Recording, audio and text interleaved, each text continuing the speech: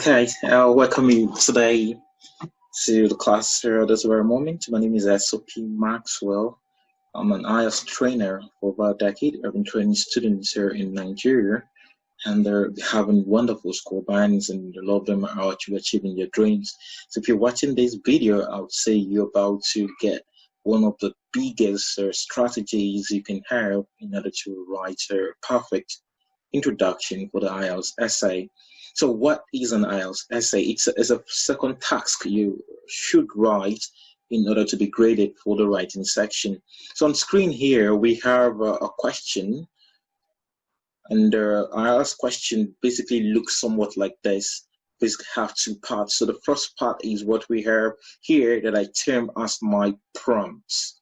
Okay, so down here, that is what I call my prompts. So basically, once you have the prompts there, it tends to help you to understand how to analyze the question, because for IELTS question to be perfect, it must have both the prompt here and also the text. So the text and the prompt together will form what we call the question, okay, for IELTS. So for every question you have on the IELTS, you have the prompt and the text, okay? So basically, each of the part in the question, either the prompt or the text, has a specific function there. Let's look at the question here. Television is bad since it doesn't encourage the development of social lives.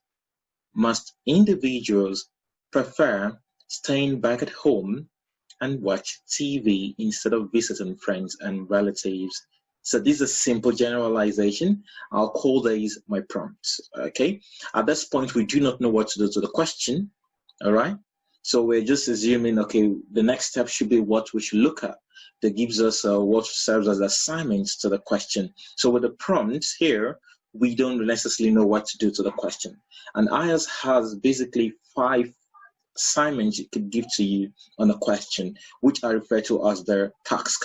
Here we have one of the tasks here, which is to what extent do you agree or disagree to this position, which is the position on the generalization here, which makes up our prompt. So looking at it carefully, we now have a complete question from top to bottom.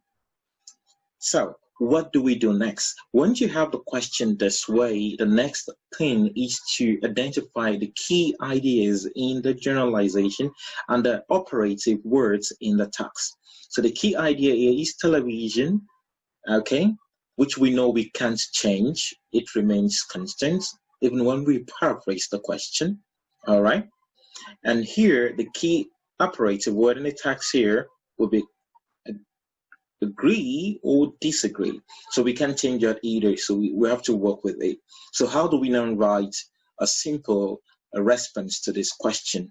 So moving on, looking at this, you find that I created something very similar to what question we were given. Here, this is a prompt of the question here, which indicates that television is bad since it doesn't encourage the development of social lives. Most individuals prefer staying back at home and watch TV instead of visiting friends and relatives. To rewrite this, one key thing is examiners won't tolerate is to copy, meaning copy and paste. So you use the words in the question. You must not do that. So here I have my quick rewrite of the prompt. I have, it is a conception that TV watching doesn't promote interactive activities. Okay, so if you notice something carefully here, I did not copy the words there. I still made use of TV here, okay, which is one of our keywords here, okay, but I tried to take this out of my paraphrase, social lives. I rather used interactive activities just to replace that there. In a way, I still pass the message. And the question continued, must individuals prefer staying back at home and watch TV instead of visiting friends and families? So altogether here, I did not use friends and relatives. Rather, I made use of loved ones. So in a way, I'm still passing the message, okay? And I try not to copy directly by saying staying back at home Okay, rather I said indoors here.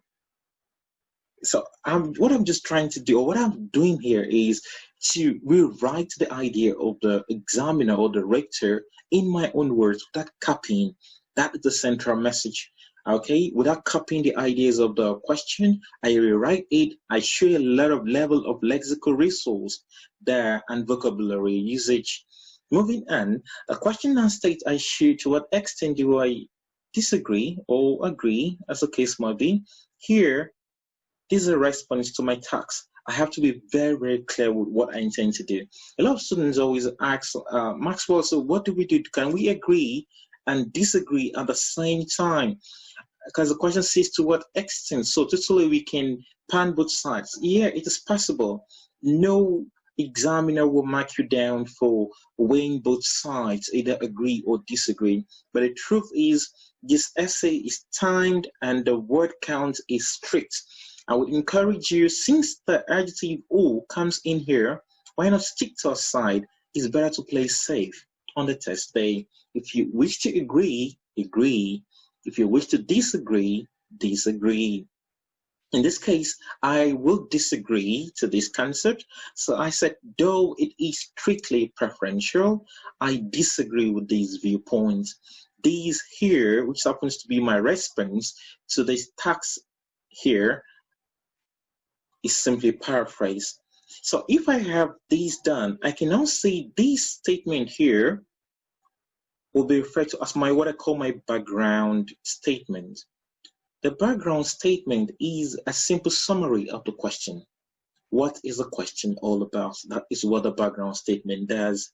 Then down here, I have what I call my thesis statement. The thesis statement is like a position you intend to take or a stand you want to make on the question. So moving on to the next area where the examiners might be more concerned, you find out that right in the first part of the sentence here, I started with "if," I ended with "loved ones" here. I used "these." Remember in our previous classes, we've been talking about a subordinator. So I use the subordinator there. So in this case, I have from the chapter bottom here, a simple complex sentence. So I can do a simple and another simple. Remember the trick? Yeah, good. So down here, I did another complex sentence. Though it's strictly preferential, I have my semicolon here.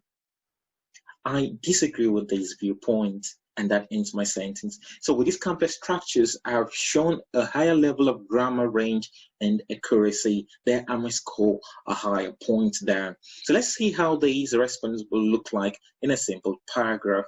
So in a paragraph, which you're going to term paragraph 1 as the introduction, you can now say, it's a conception that TV watching does not promote interactive activities. Hence, people would rather spend their spare time indoors with loved ones. And the sentence ends there.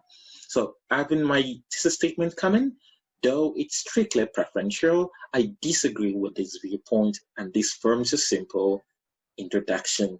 Hope that was pretty smart and simple, and I spoke simple English. If you love this, kindly go below this video and subscribe in order to get more videos. Don't forget to hit the notification bell. There you get more informative, educative, band 9 video on writing to help you ace the test. So we'll meet again. Bye-bye.